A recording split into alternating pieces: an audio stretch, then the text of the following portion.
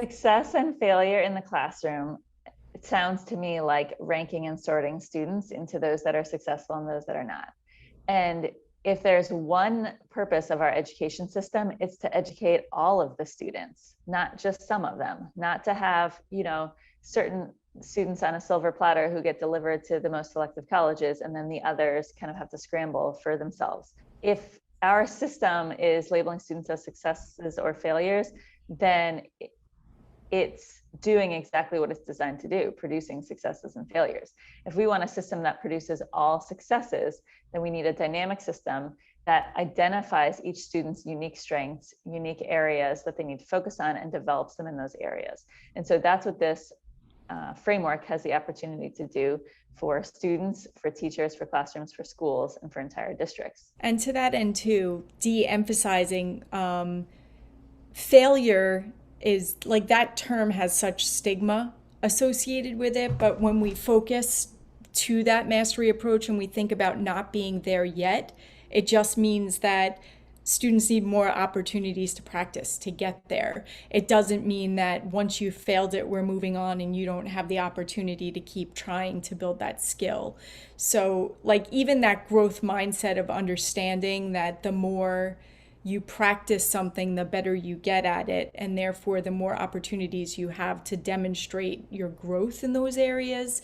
It's not a failure so much as it's just a dot on a timeline or a dot on the mastery progression of this is where I am right now and this is where I need to be. So, how do I get to that point?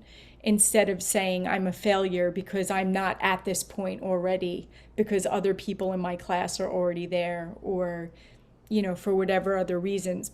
And what Constance was saying before, too, is when we take success and failure out, that competitive nature of comparing ourselves to other learners also gets de-emphasized because we're all working together so that we all move on the progression instead of I have to get there first to be the best.